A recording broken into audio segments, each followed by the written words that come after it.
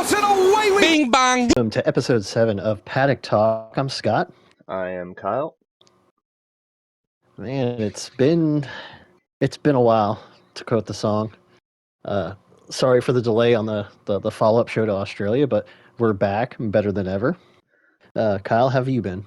I've been good. Yeah, I was just gonna apologize, not like to the fans, but just our long, extended break. You know, we do have lives, still full-time jobs, so. But I've been good. Yeah. Starting to get a little warmer here in the Okanagan, but still really chilly. How about there? Well, it's North Carolina, so sweating your balls off in April weather right now, and looking forward to the next 6-7 months of painstaking heat and humidity. Yeah. But our last show, we did a pre-race show. It actually watched the first. It was 8-9 laps of the race. Yeah, we watched up until the safety or the first red flag. To reiterate, the first red flag of the race. So we did get our picks in and all that stuff. And I guess let's jump into the race. Where we left off at like you said, the first red flag of the night. And it was kind of a cluster. That was the first of 3 red flags of the Australian Grand Prix. And staying up till, almost 4 a.m. East Coast time was not fun for a work night. Can you you're going to have to walk me through what happened after the first red flag, because it seems to be a blur for me. Yeah, I'm trying to remember. So on the restart, I don't think it was too late after George took the lead, right? And then and then he was in the lead, and then I don't think too far after that F-bomb, but his engine blew up. Whoa! So that was crazy. No, that wasn't that. Was it not that? No, the first red flag was... No, I thought you said F. Oh, it was Albon. Oh yeah. No, sorry. No, the first red flag was Albon, and after that, because everybody pitted, because I think George pitted before the red flag dropped. Pitted before the red flag dropped, lost all his positioning, and fell back to 7th or 8th. And then the engine went full Ferrari and decided it wanted to explode all by its lonesome. So yeah, that was fun. And then I think the race was pretty straightforward up until like the last 5 laps. That's when Yep. You thought shit could hit the fan? Shit hit the fan there. Shit hit the fan and everybody was standing in front of it. So it was Kevin Magnussen decided he was going to go off and hit the wall. Punctured his, if I remember correctly, right rear tire, and the car stopped on the first DRS straight after turn 2. And then, they threw a red flag for that, which, if they threw a safety car, it probably wouldn't be cleaned up, and they may have not gotten the race started back. So, A-okay with that, because there was 2 laps left. So, because we were watching, it's like, wow, shit, this is great. Like, FIA is going to listen to fans, and we're going to get a red flag, and we're going to get a standing start finish to this race, 2-lap shootout. It's going to be fantastic. And then I'll let you describe the third red flag. Yeah, so what turn was it? Turn 1? Right after the third restart. Turn 1. Yeah. Carlos Sainz decides it's a good idea to just dive bomb his fellow countryman, Fernando Alonso, in the back. Hits his rear left. Fernando spins out. So that's not where it ends, though. Just at that same turn, Logan Sargent just couldn't get his brakes right and smashed into the back of Nick DeVries, so they went off at turn 1. Fernando went off at turn 1. Big pile up. Friggin' Esteban Ocon hits the back of Pierre Gasly. Or no, Pierre Gasly. No, that was what happened, right? Ocon hit the back of Gasly? Yeah, Gasly actually smoked it and started that, was one of the ones that started that little chain reaction because Mhm. he locked it up going into turn one, went off into the gravel, and then cut back in. Thought it was a great idea after going off the gravel, cut back Mhm. into traffic, and took out his teammate. But cars were sliding everywhere. They didn't even end up finishing that last lap racing. They did it under a safety car. And Yeah, it was a straight cluster. yeah, lots of people talking about if there should have been that many red flags. Because I know with the Kevin Magnussen one, a lot of people were saying where he parked was quote unquote safe. And then his tire was also, it wasn't that far from where the stewards could have grabbed it. Yeah, it was So, right there. virtual safety car there instead of the red flag, maybe. And then, yeah, I don't know. Yeah, it Do you think it should have again, been a like if red they would flag? have thrown us, no, it shouldn't have. Like as the somebody who's watched F1 for a while, they've that's like ticky tack throwing red flag. As a fan, I love them throwing the red flag because if they would have thrown a safety car, it would have taken them like the race would have ended in safety car. No fan wants to see that, especially after we just see Verstappen running away with the race. Like you kind of want to see a pretty good standing start with 2 laps to go. But no, like it's. I want to go back to like 5 years ago when Haas had that big issue of not wanting to, you know, put tires on their cars correctly, and when him and Grosjean had to stop after their, the wheels weren't on properly. That's when we got the call Gene meme started. Um, he parked in a worse spot then, and they gave a safety. I think they gave it a virtual safety car than where he parked for this. And it was like that's been the most criticism. Like, oh, why'd they throw the red flag? Is it Michael Massey? Is it as a fan, like I understand they're trying to make the race interesting. I can't fault the FIA for it. I can't fault the steward. I mean, if it wasn't for 3 cars deciding not to break into turn one, I mean, it would have been a pretty cool. It would have been a pretty cool restart. Um, Yeah, I agree I with mean, you. Like, in hindsight, it probably should have just been a virtual. But in the moment, I think they're thinking the same thing. It's like, okay, 2 laps, let's have a 2 lap showdown. And then the third red flag hits, right? I think that's where it got all fucky. yep, Because I think if it was yep, just the and that. second at the end, we would have raced under racing. But hmm just that third red flag threw everything off. So cars go into the pit stall for this third red flag, and then another cluster happens. Do they line up where they came around, or do they line up as they did in Silverstone last year after Joe Guan Yu's incident? And is it the initial start? Because you have to complete, I think it was a sector. So if they didn't, because the red flag was thrown right after turn three, I believe. Right, it was 1, 2. Yeah, it was pretty much after turn that first DRS where everything happened, going into that first DRS zone. That they threw, I think, the yellow and then the red flag, so they considered it as a stoppage.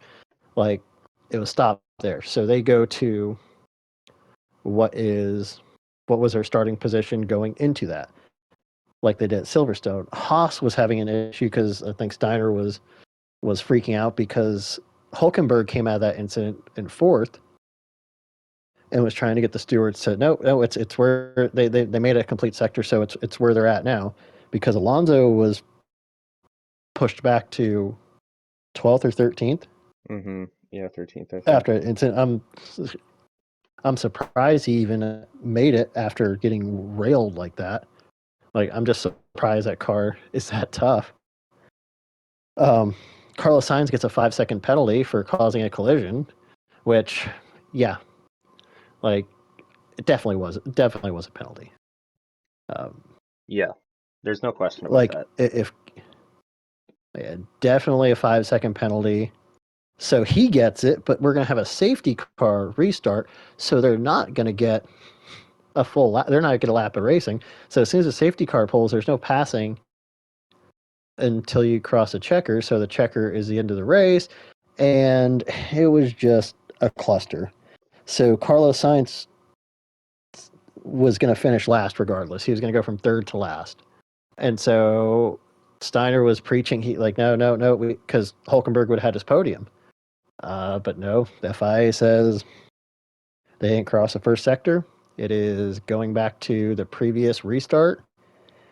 And lo and behold, we get our normal podium minus one car. Verstappen won, Hamilton second, and Fernando Alonso ends up getting the third place. Hmm.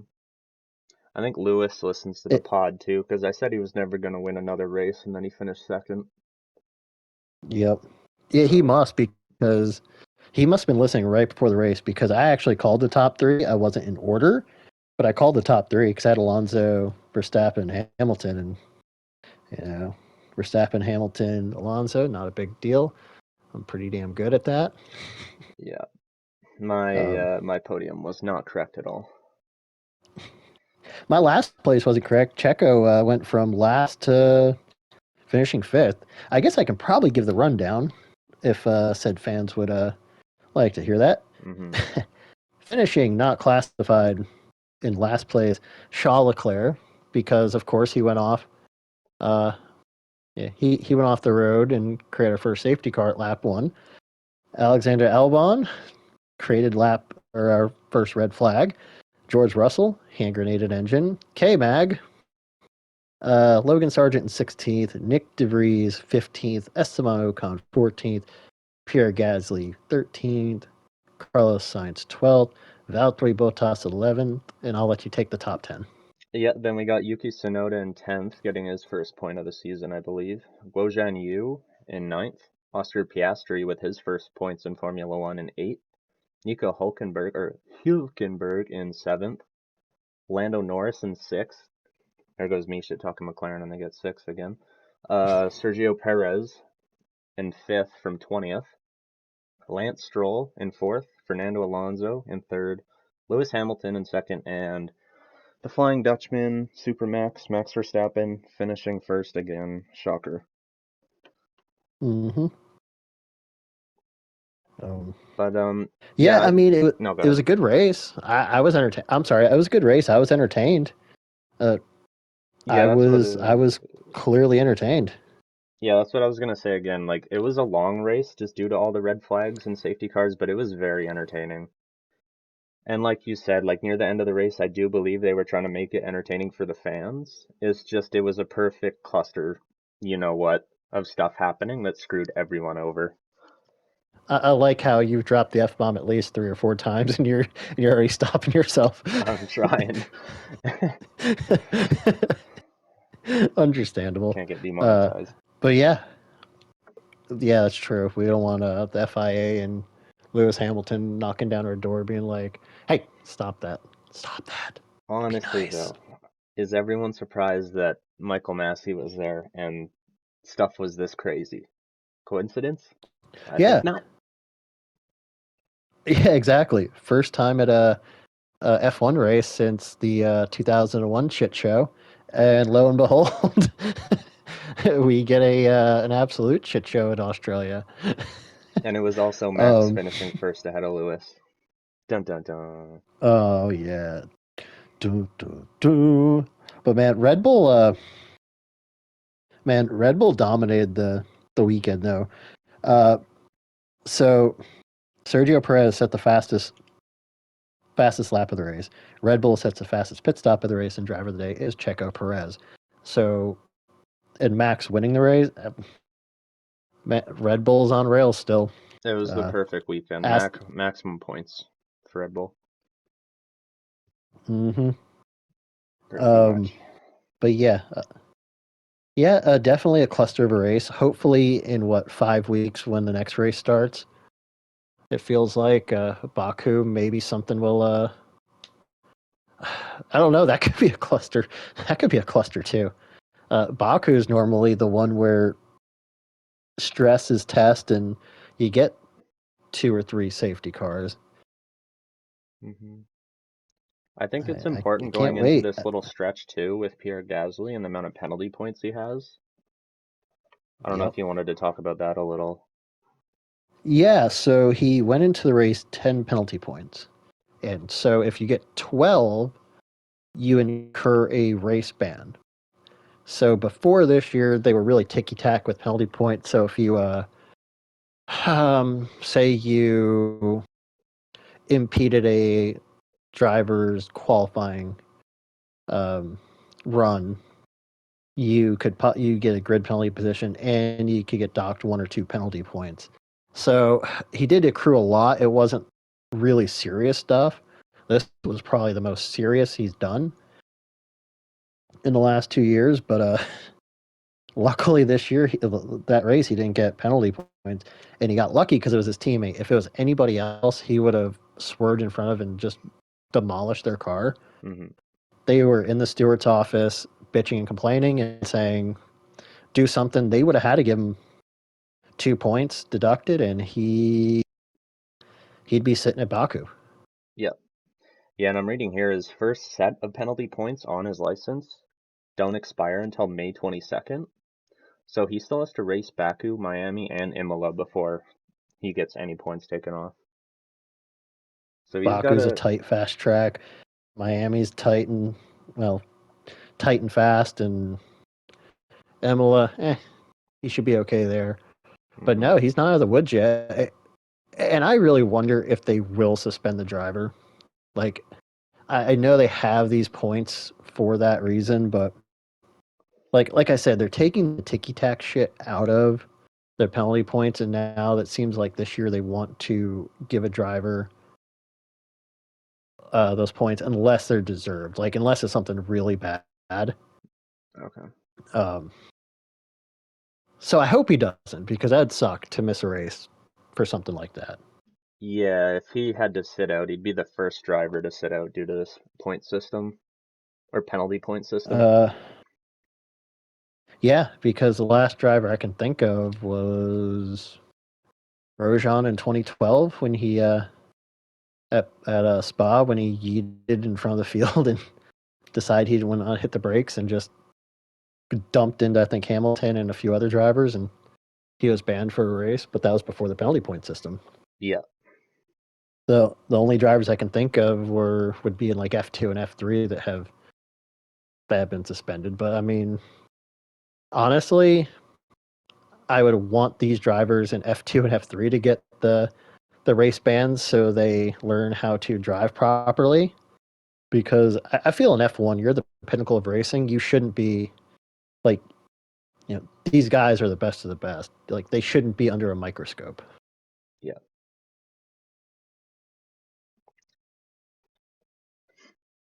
And that was the race review.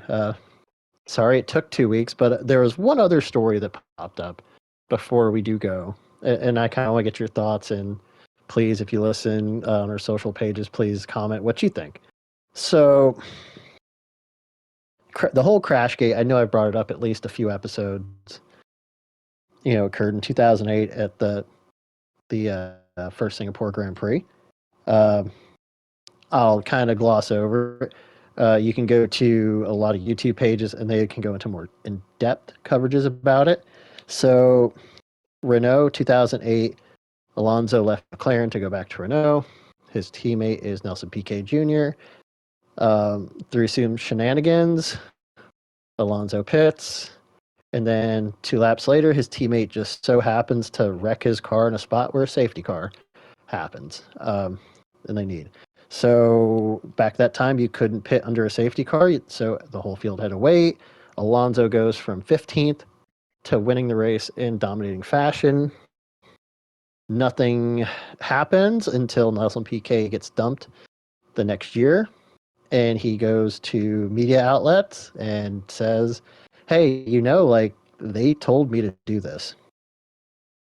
They, team told me to do this. We want Like they told me to wreck so Alonso can get preferential treatment and have a chance to finish close or win the race.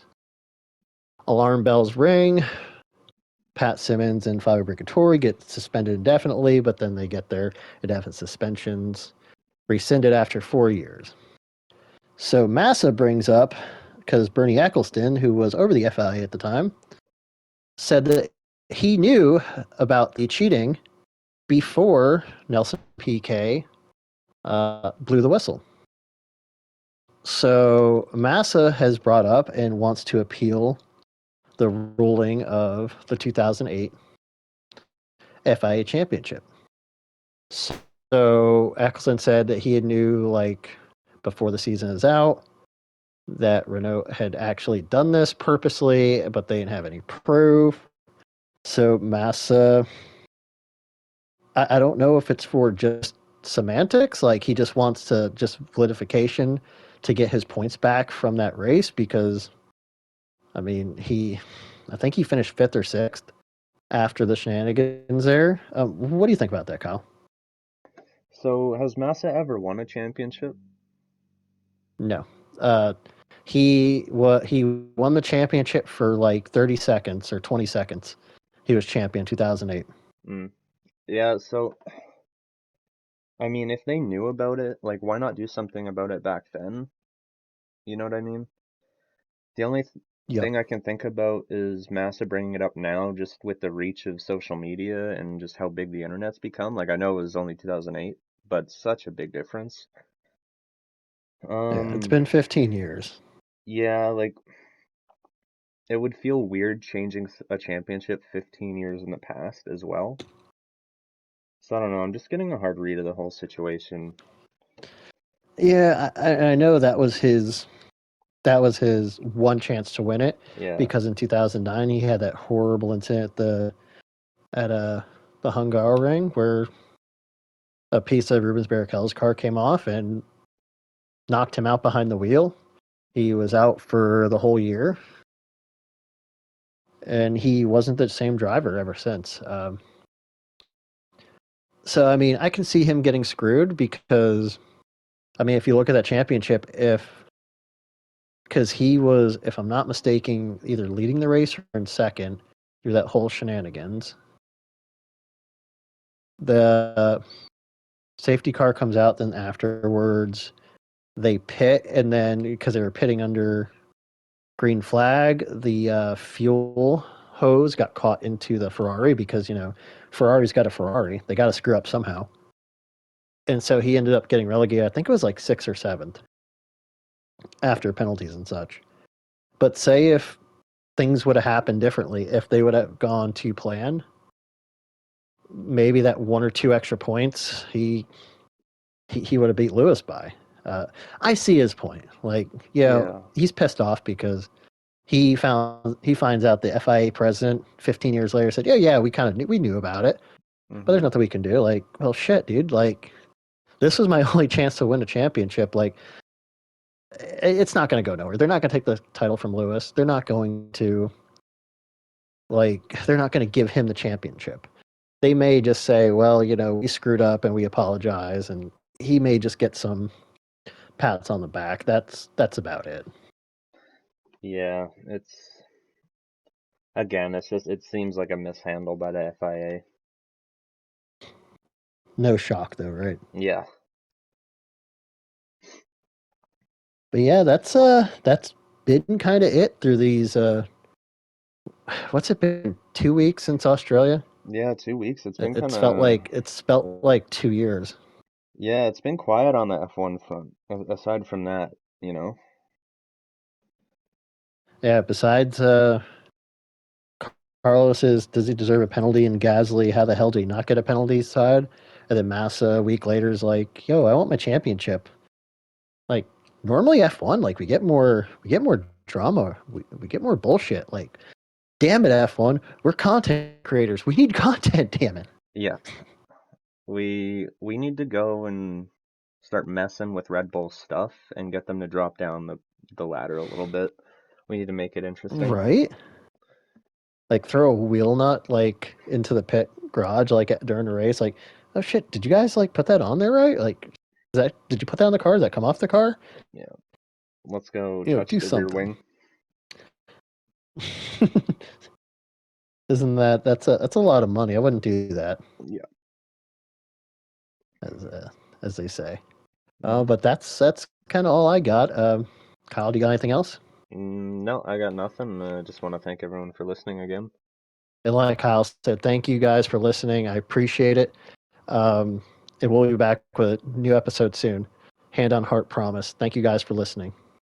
Yeah, thank you. I've been Kyle. And I've been Scott.